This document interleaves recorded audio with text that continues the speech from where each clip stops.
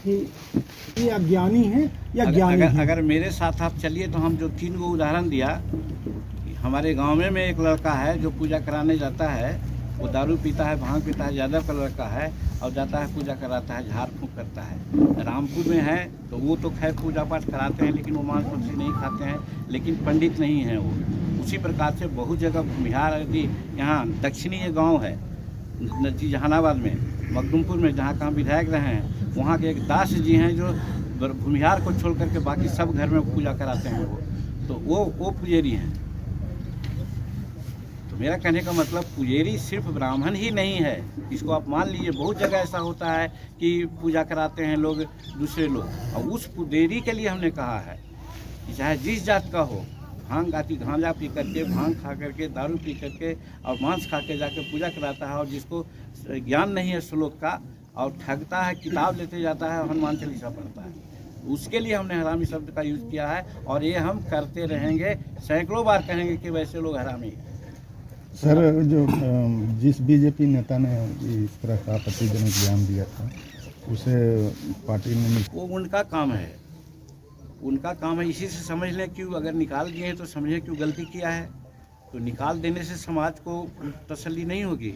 वैसे आदमी इस तरह का दोबारा शब्द नहीं यूज़ करे, इसके लिए उन लोगों को प्रबंध करना चाहिए। वही नहीं, राजन तिवारी ने भी हमको धमकाया है आज उत्तर प्रदेश में। उसने कहा कि बड़े इसका अंजाम बुरा होगा। क्या बुरा होगा तो पूछ ले राजन तिवारी से, जो वहाँ प्रचार कर रहे हैं भाजपा के लिए।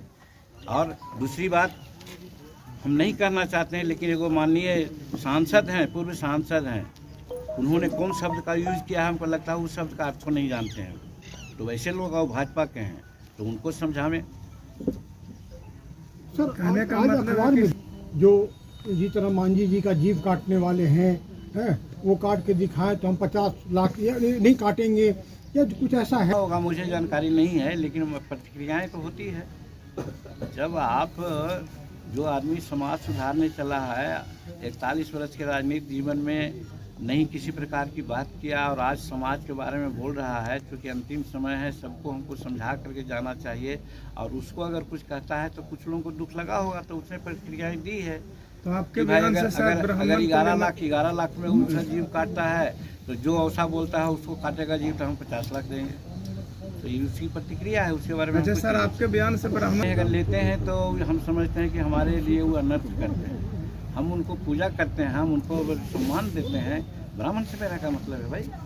हमको अगर मतलब भी है तो ब्राह्मणवाद से है। मेरा कहने का मतलब है ब्राह्मण जाति विशेष से है। नहीं, ब्राह्मण जाति संस्कार से, ब्राह्मण जाति को हम लोग पूज्य करते हैं, ब्रह्म जानता है वही को ब्राह्मण कहा जाता है। अगर वैसे ब्राह्मण तो उनके लिए तो हमारे दिल में श्रद्धा है। सर, आपके लिए ब्राह्मणवाद क्या है? ब्राह्मणवाद वही है कि मनुवाद के बाद ये जो जाति पाति ऊंच नीच ये कर करके छुआछूत समाज में व्यापक फैला करके, कुरीति फैला करके समाज को प्रभावित करने की बात करता है, वही ब्राह्मणवाद है। सर, आपने श्री राम को भी अकल्पनीय कहा था, ये किस संदर्भ में कहा था? हमने नहीं कहा है। आप डिस्कवरी ऑफ इंडिया को पढ़िए, आप नेहरू जी को पढ़िए, और इनका क्या नाम हुआ, राहुल संस्कृतियान को पढ़िए, और फिर तुलसीकृत रामायण को भी पढ़िए, जिसमें कहा है कि रामायण महाकाव्य है।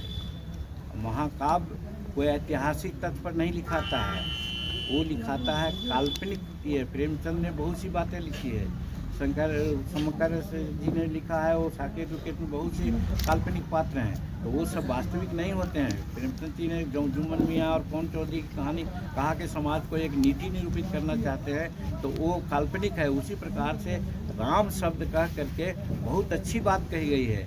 रामायण में इतनी अच्छी अच्छी बातें हैं जिसको हम बहुत बार उदाहरण कर देते हैं, लेकिन राम को हम भगवान नहीं मानते हैं, उनको काल्पनिक व्यक्ति मानते हैं।